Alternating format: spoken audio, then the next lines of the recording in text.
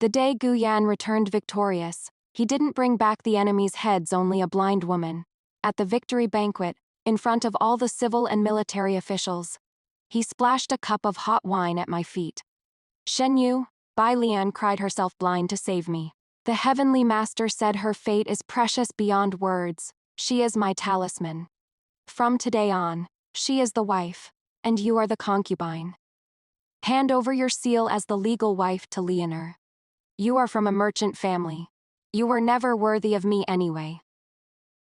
The whole hall erupted in uproar, waiting to watch me, the feisty merchant's daughter, throw a tantrum. But I just smiled, leisurely removed the priceless phoenix crown from my head, and slapped it onto that fake-blind White Lotus's head. "Sure, Gu Yan. But there is something you forgot. The beams and floor tiles of this general's manor, even the gold thread on your underwear, all paid for by my Shen family. Since I am to be a concubine, let's follow concubine rules. A concubine's private property is not to be surrendered. Someone, tear this house down for me. Except for the skin on General Gu's body, everything else is my private property." That was the first time Gu Yan realized that without me, he couldn't even afford a pair of underwear to cover himself. The atmosphere at the victory banquet froze to its coldest point at that moment. Gu Yan clearly hadn't expected this reaction from me. In his pathetic imagination, I should kneel down and cry my eyes out, cling to his thigh begging him not to favor his concubine over his wife, or charge up like a shrew and tear that White Lotus's mouth apart. After all, I, Shen Yu, loved him for 7 years, threw money at him for 7 years, and forcibly elevated him from a lowly 5th-rank captain to the imposing northern garrison general he is today. Too bad he doesn't understand business people. Business people know when to cut their losses. When an investment is confirmed to be a flop and even starts eating into the principal, the smartest move isn't to double down, but to liquidate immediately and salvage whatever you can. The White Lotus nestled in his arms, her eyes supposedly cried blind, covered with white gauze, yet she turned her face precisely in my direction, a hint of mockery barely curling at the corner of her lips. "What is sister doing?" Her voice was sickeningly sweet, like she had a wad of aged phlegm stuck in her throat. "The general is also thinking of the bigger picture. The heavenly master said I have the face of one who brings fortune to her husband, and only by taking the position of main wife can I bless the general's career. If sister truly loves the general, she should step aside for his future." Gu Yan looked moved hearing this, then turned to glare at me. "Look how sensible Leonor is. And look at you, reeking of money, always going on about money. You are simply unreasonable. If I were you, I'd be kneeling down right now to thank Leonor for her generosity, and obediently go stay in the side courtyard." I patted the sunflower seed crumbs off my hands and stood up. "General Gu is right. I am a merchant's daughter, always penny pinching." I waved to the Shen family servants who had long been waiting outside the door. "Since I am now a concubine, according to the law, a concubine's private property belongs to herself, and only the legal wife needs to use her dowry to subsidize the household. I am a rule-abiding person, so since I've been demoted, the subsidies that originally belonged to legal wife Lady Shen naturally need to be taken back. Steward Wang, do it." Old Wang the steward, who had long been waiting outside the door, charged in with 30 burly men like wolves and tigers. "First, clear out this main hall. This red sandalwood table and chairs, take them away. This Persian tribute carpet, roll it up. And that pines and cranes of longevity painting from the previous dynasty on the wall. That was part of my dowry from the old master. Take it down." Gu Yan was dumbfounded. All the guests were dumbfounded too. They watched helplessly as that group of burly men swiftly began dismantling the house. Several burly men rushed right under Gu Yan's butt, and without caring that he was still sitting, they yanked away that priceless Grandmaster's chair. "Hey, what are you doing? Have you all gone mad?" Gu Yan stumbled and nearly fell flat on his face, barely steadying himself by grabbing a pillar, his face and neck flushed red with anger. Bai Lian let out a shriek, because the soft couch she was sitting on was also part of my dowry. 2 burly men lifted the couch with her still on it, gave it a shake, and dumped her onto the ground like trash. "Shen Yu, have you gone mad?" Gu Yan helped Bai Lian up and cursed at me, pointing at my nose. "This is the imperially bestowed general's mansion. How dare you run wild here?" I leaned leisurely against the doorframe, watching this good show unfold. What was imperially bestowed was just this plot of land and an empty shell. Has the general forgotten? Back then you thought this place was old and shabby, and it was I who spent 800,000 taels of silver to renovate it. Oh right, don't forget the floor either. I pointed at the ground beneath my feet. These golden bricks were also laid by me. Since I am no longer the lady of this house, I'll be taking these bricks to pave my pigsty. Upon hearing this, the servants immediately pulled out shovels and crowbars, clanging and banging as they began prying up the floor tiles. In an instant, the once magnificent celebration banquet venue was filled with flying dust and utter chaos. The guests covered their noses and mouths, coughing as they ran outside, looking at me like they were looking at a madwoman. But I knew what they were really thinking. This Shen family daughter is ruthless. Gu Yan was trembling with rage. He drew the sword at his waist and was about to charge over. "Shen Yu, stop this right now. Otherwise don't blame me for not honoring our past relationship." I didn't even lift an eyelid. Old feelings. "General Gi Yu, that jade pendant you are wearing was also bought by me. 5,000 taels. Please take it off and return it to me, or I'll report you for robbery." Gu Yan's movement stiffened. He lowered his head to look at the top-grade mutton fat jade at his waist that symbolized his status, his face alternating between green and white. Also, I looked him up and down. "The ceremonial robe you are wearing is made from my Shen family's cloud brocade. Do you want to take that off too?" Gu Yan completely froze. Only now did he realize that in this house, apart from his 100-something jin of flesh, every single inch of everything else bore the surname Shen. Good, very good. Gu Yan gnashed his teeth, ripped off the jade pendant and hurled it viciously onto the ground. "Shen Yu, you'll regret this. Without me, Gu Yan, you are nothing but an unwanted abandoned woman. Just wait until I impeach you tomorrow and have you charged with the crime of disrespect." The jade pendant shattered all over the floor. I clicked my tongue in distress. "Steward. Record this. General Gu has destroyed private property. 1 mutton fat jade pendant. Market price 5,000 taels. Given the force of that throw, charge him 10,000 taels. Yes, eldest miss." Old Wang's response was thunderously loud. I turned and walked away, leaving behind a complete mess and Gu Yan's furious, exasperated roars. To be a wife, one must be virtuous and gentle. To be a concubine, well, naturally one should be a seductive cheap slut who only cares about money, not people. General Gu.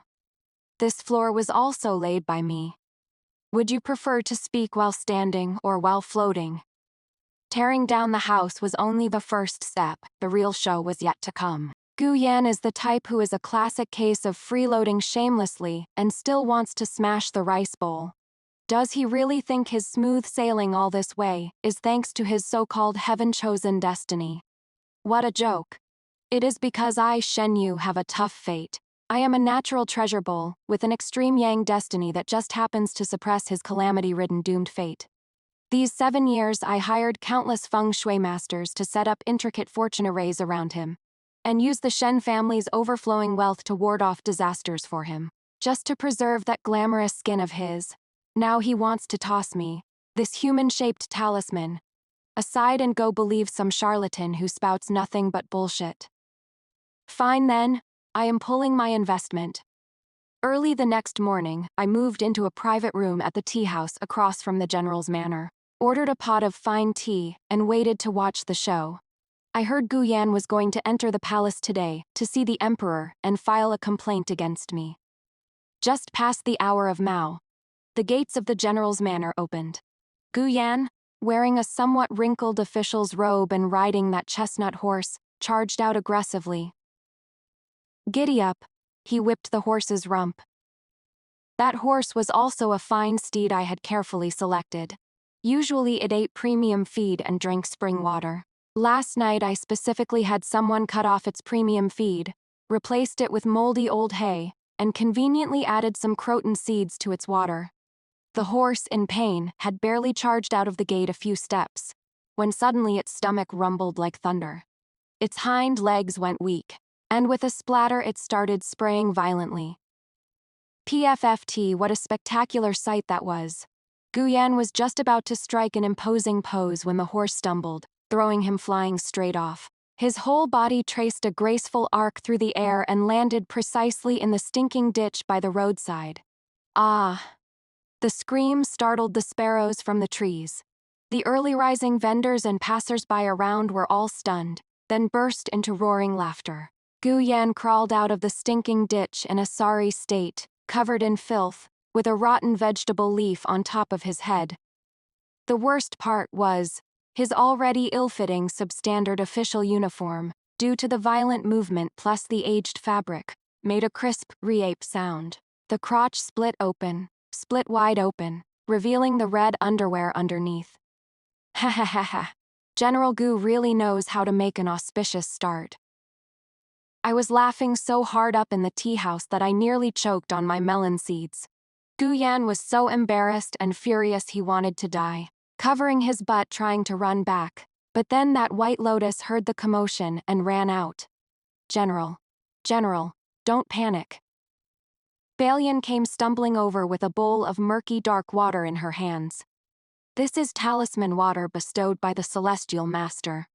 General, this is a sign that your bad luck is dissipating. Drink this bowl of talisman water quickly, and you'll surely turn peril into safety. Guyan was desperate enough to try anything, and actually took it, tilting his head back and gulping it down. But he drank too hastily, and a mouthful of water choked in his throat. Cough, cough, cough, cough. He started coughing violently, his face turning the color of pig liver. Suddenly, a flash of white shot out of his mouth, spraying straight onto the face of a colleague who had come over to help support him. It was a tooth. A front tooth, no less. He'd been injured on the battlefield years ago, and that was a false tooth fitted by a renowned physician. It was never very secure to begin with, relying entirely on me having someone reinforce it regularly with expensive medicinal adhesive. No one had tended to it these past few days, the adhesive had worn off. And with that cough, it shot right out. The colleague wiped the saliva and tooth off his face, his expression turning green with disgust as he stepped back 3 paces. General Gu Shu. What fine teeth you have. Gu Zhan covered his now drafty mouth, looked at the front tooth on the ground, then at his split crotch, his whole body trembling. I was upstairs laughing so hard I kept slapping my thigh. The general's crotch split so crisply, quite befitting of an auspicious beginning celebration. Don't blame the water for getting stuck in your teeth. It is your teeth that are no longer worthy of such fine food. Guyan naturally couldn't go to the palace to file a complaint that day. He took a full 10 baths at home, reportedly scrubbing off a layer of skin, before barely managing to get rid of the stinky sewer smell on his body. By dinner time, he was probably starving, pounding the table in the main hall and shouting for food to be served. But after shouting for ages, only the wind answered. Where is everyone? Where the hell did you all die off to? This general wants to eat. Guyan, dizzy and seeing stars from hunger, roared at the empty courtyard. Steward Old Wang slowly shuffled over, holding a thick account book in his hands. General, shouting won't help. Madam said that a concubine has no obligation to feed the whole family. The kitchen is now Madam's private property. If you want to eat, you have to pay.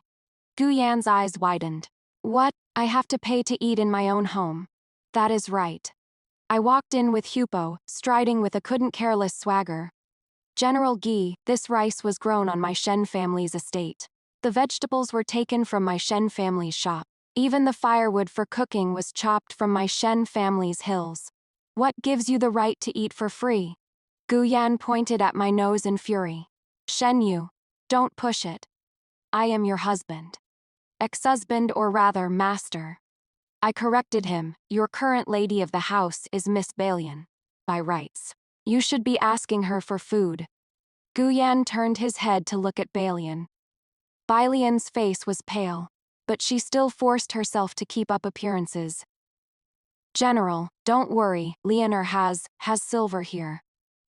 She fumbled around and pulled out a pouch from her chest, pouring out a few pieces of broken silver, adding up to roughly 5 or 6 taels. I scoffed. Oh my, this little bit of money is only enough to buy 2 bowls of plain rice. However, for the sake of our 7 years as husband and wife, I can give the general a discount. I took the account book from old Wang's hands and slammed it onto the ground in front of Gu Yan with a smack. Since we're settling accounts now, let's settle them clearly. These 7 years, everything you Gu Yan ate, wore, and used, plus your relatives from the old hometown mooching off us, and the military funds you subsidized for your campaigns, all added up, totals 3 million taels. I won't charge you interest, but the compensation for emotional damage, the compensation for wasting my youth, and that White Lotus sister of yours eating and drinking at my expense in the manor all these years. Round it off. Pay me back 4 million taels. Gu Yan looked at that account book as thick as a brick, his eyeballs nearly popping out. For 4 million taels. Why don't you just go rob someone? Robbing doesn't make money as fast as this. I looked at him with a beaming smile. Doesn't Miss Bai Lian have a treasure map? Isn't her fate priceless beyond words? This bit of money should be nothing for her, right? Bai Lian panicked. She didn't have any treasure map at all. Her so-called treasure map was actually just a bunch of nonsensical scribbles, used to trick that fool Gu Yan. General, this concubine's treasure map can only reveal itself at certain hours. Bai Lian stammered, making excuses. Oh, certain hours. I waved my hand, and several pawnshop workers came in. Since there is no money, then pay with your body. Oh wait, I mean pay with goods. I pointed toward the study. Although I've already moved most of it out, the remaining calligraphy, paintings, and antiques, even though they're just heirlooms junk from your Gu family, are still worth something. Appraise everything and use it to pay off the debt. Gu Yan went crazy. Those were passed down from our ancestors. How dare you touch them? I have the property deed. I pulled out a flimsy piece of paper from my sleeve, back then, to raise military funds. You personally mortgaged this mansion to my father. Now this mansion belongs to the Shen family. Gu Yan was completely silenced. He wanted to get violent, wanted to call for guards, only to find that all the guards standing in the courtyard were wearing Shen family uniforms. Each one burly and brawny, glaring at him menacingly. The original personal guards of the general's mansion had long been dismissed by me because we couldn't pay their wages. Now all the security work was taken over by my Shen family's people. Talking about feelings costs money. So let's just talk about money after all. I have no feelings for you. This is called pay-to-work. Since the general has no money, then starve. Perfect for cultivating your mind and character. That night, Gu Yan and Bai Lian went to sleep with nothing but the cold wind to fill their bellies. Gu Yan was cornered by me with no way out, so he started pinning all his hopes on Bai Lian's husband-blessing persona.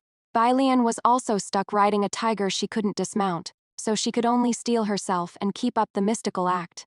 But I, Shen Yu, never fight unprepared battles. The day she stepped through our doors, I'd already had my intelligence network dig up every last dirty secret about her. War orphan, my ass. Born with divine blessings, my ass. This woman's real name was Qiwa, a notorious female con artist from the neighboring county, who specialized in teaming up with a few street mystics to scam rich and superstitious nouveau rich. This time, she'd targeted Gu Yan because he was desperate for promotion and wealth, and was a superstitious fool.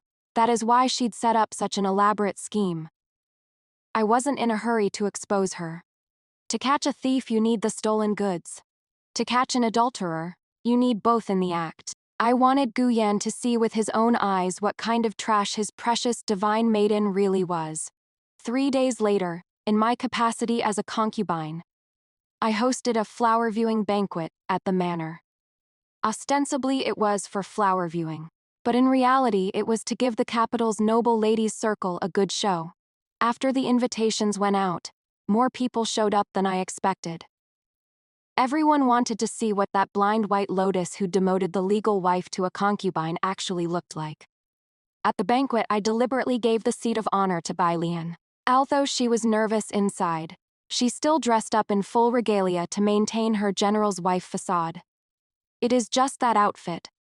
I deliberately had the tailor make it in that tacky red and green color clash. And on her, she looked just like a parrot that had become a spirit. I heard Madame has a pair of discerning eyes, blind yet able to identify treasures. A minister's wife asked while fanning herself with a half-smile on her face. This was a shill I had arranged. Bai Lian immediately straightened her back. But of course, though this humble one cannot see, I can sense the spiritual energy of heaven and earth. What a coincidence. I clapped my hands. I happen to have a newly acquired child-giving guanyin here. And I'd like to ask Madame to appraise it, see if it has any auspicious energy. Hupo came up carrying a tray, covered with a red cloth. Bai Lian pretentiously extended her hand, waving it a few times above the red cloth, then suddenly shuddered all over, her face showing an expression of delighted surprise. Oh my! Such rich auspicious energy, this must be carved from thousand-year-old ancient jade. If enshrined in one's chamber, it will surely bring many sons and much fortune. The whole room fell silent. Everyone looked at her with strange expressions. Holding back my laughter, I yanked off the red cloth. What was on the tray wasn't any guanyin at all, but a chamber pot. And it was a crudely made copper chamber pot with the words "May wealth pour in" engraved on it. PFFT. Someone burst out laughing first, and immediately after, the whole room erupted in laughter. Those noble ladies were laughing so hard they were shaking like flowers in the wind, tears streaming down their faces. IOA, this auspicious aura. Could it be the smell of child's urine? Thousand-year-old jade, this is clearly brass. Those wise eyes are truly blessed indeed. Bai Lian's face instantly turned the color of pig liver. Though she couldn't see, she could hear the mocking laughter, and her whole body was trembling. This is someone deliberately framing me. She was still stubbornly defending herself. Just then, a lady from out of town who was among the guests suddenly stood up, pointed at Bai Lian and exclaimed, "Huh? Why does this person look so familiar? Isn't this the concubine Sai Jinhua, who ran off with 5,000 taels of silver from Squire Zhang's family in Yangzhou 2 years ago?" Bai Lian's whole body stiffened, and she instinctively wanted to cover her face. I grabbed a bronze mirror from the table, adjusted the angle, and reflected the sunlight onto her face. The bright light was blinding. That Bai Lian who claimed to be blind couldn't stand being dazzled by the light, and instinctively raised her hand to shield her eyes, her eyeballs rolling around rapidly. Oh my, Miss Bai's blindness sure is selective, eyes wide open for money, but blind to people. I added coldly, twisting the knife. The whole room erupted in an uproar.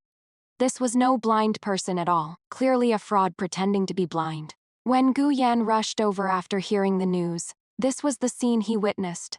His divine maiden was being surrounded and pointed at by a group of noble ladies, like a rat crossing the street.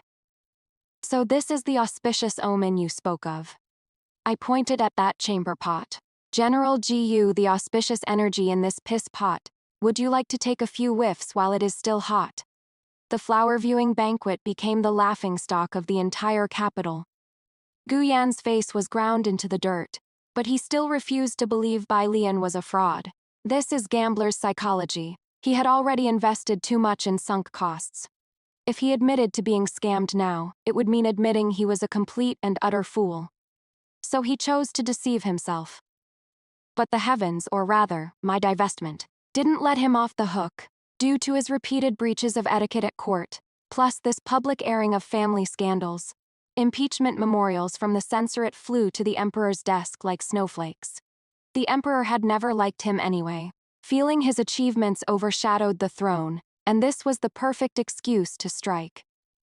An imperial edict came down, General Gu Yan of the northern garrison, for failing to properly manage his household and for moral failings, is demoted 3 ranks to city gate captain, effective immediately.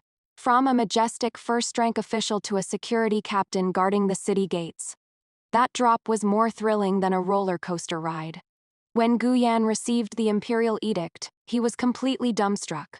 He tried to seek help from his former colleagues, only to find that without my silver to grease palms, those so-called brothers for life wouldn't even let him through the door. Some even set dogs on him. The next day, Gu Yan stood at the city gate in his still ill-fitting rank official uniform, looking utterly disheveled as he checked the post. I wasn't idle either. I specifically switched to the most luxurious carriage, brought Hupo along, and swaggered out of the city for a spring outing. When we reached the city gate, the carriage stopped. I lifted the carriage curtain and looked at Gu Yan standing under the scorching sun.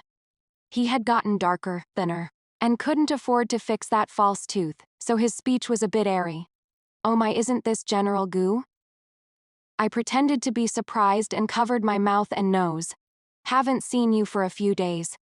How come you got off your horse and switched to standing guard? Experiencing life, are we?" When Gu Yan saw me, his eyes looked like they were about to spit fire. "Shen Yu, are you here to laugh at me? Be more confident. Drop the RU." I pulled out a copper coin from my sleeve, which I had just picked up on the road. A clink sound. The copper coin traced an arc through the air and landed precisely in the broken bowl by his feet, which a beggar had left there. "Keep this copper coin safe after all. This might be your only income today."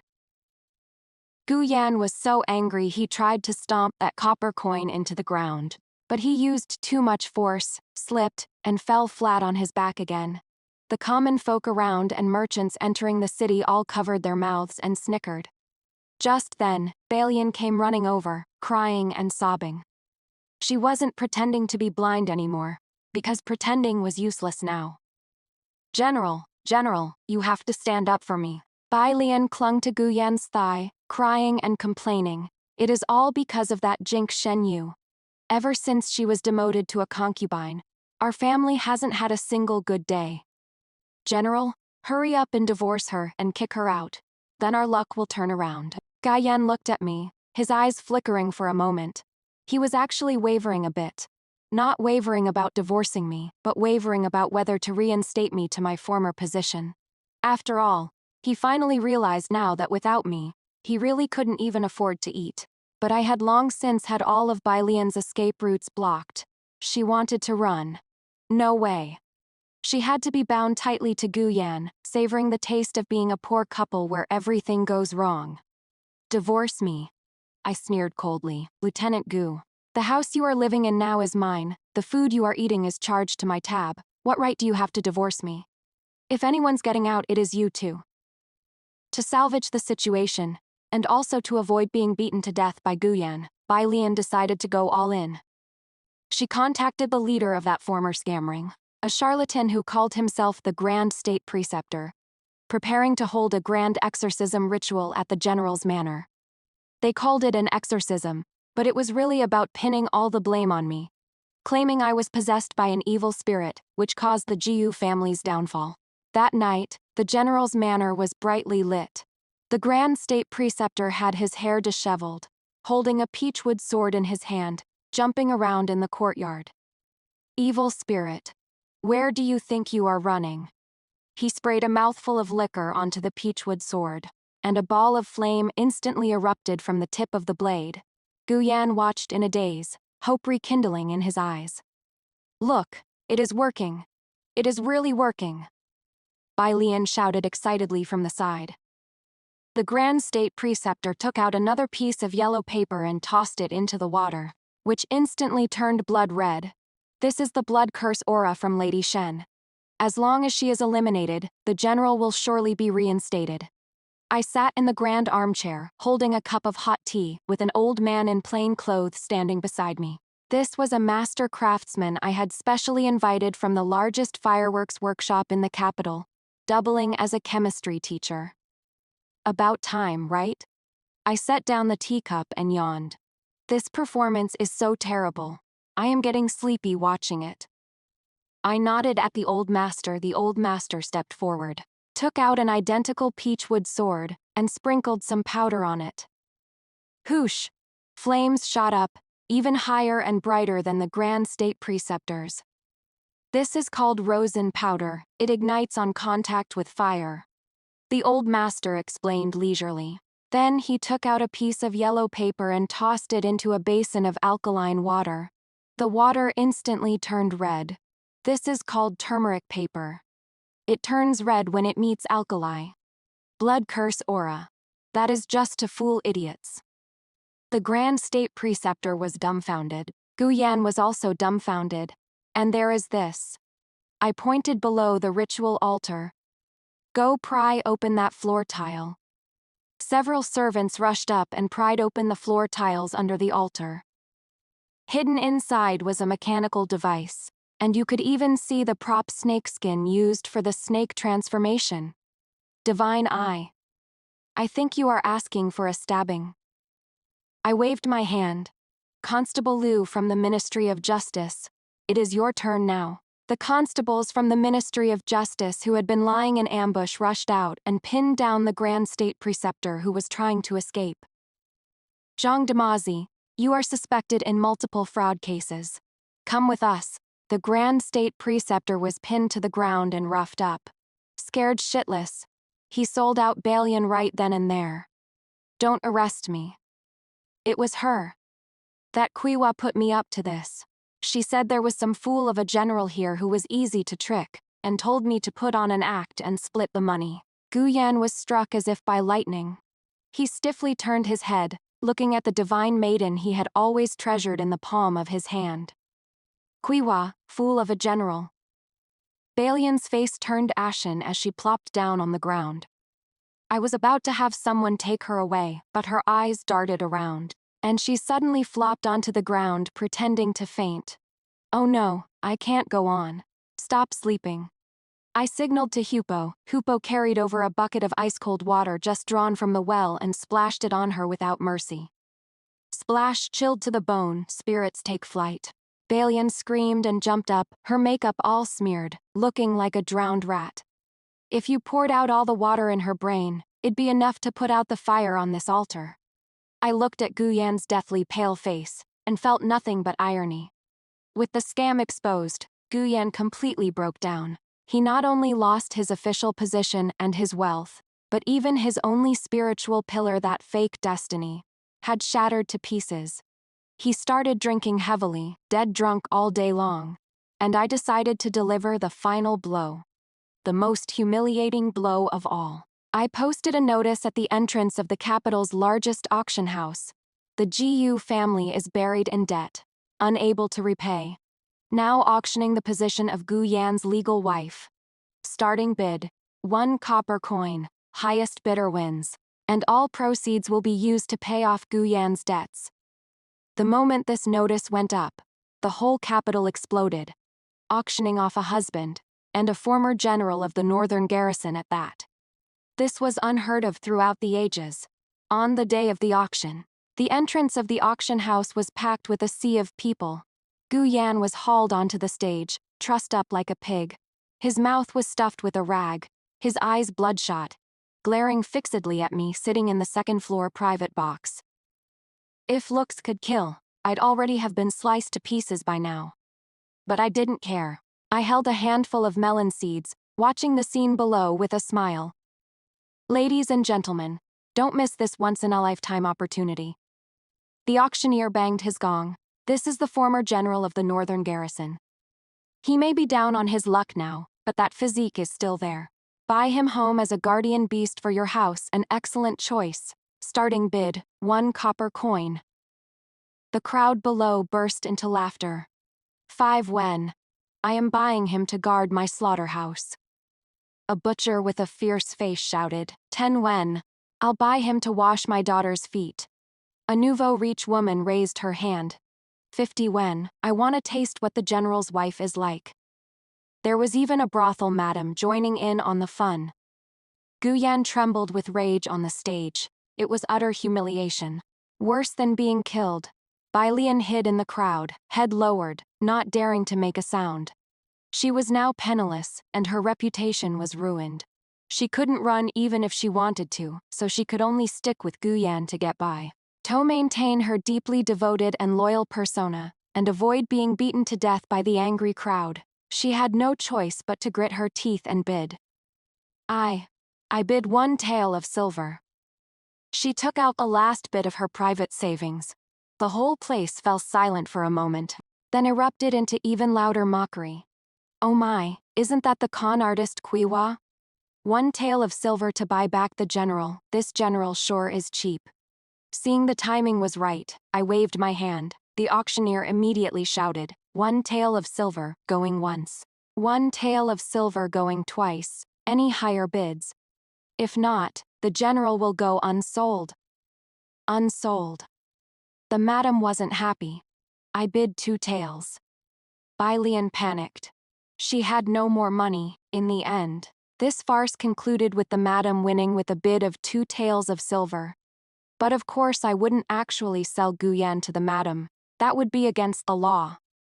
What I wanted was this process. I wanted Guyan to know that in the market his value was less than even a pig. Guyan, you see. Your deep devotion can't even fetch a pig in the market. I had someone untie Guyan's ropes and throw him off the stage like a dead dog.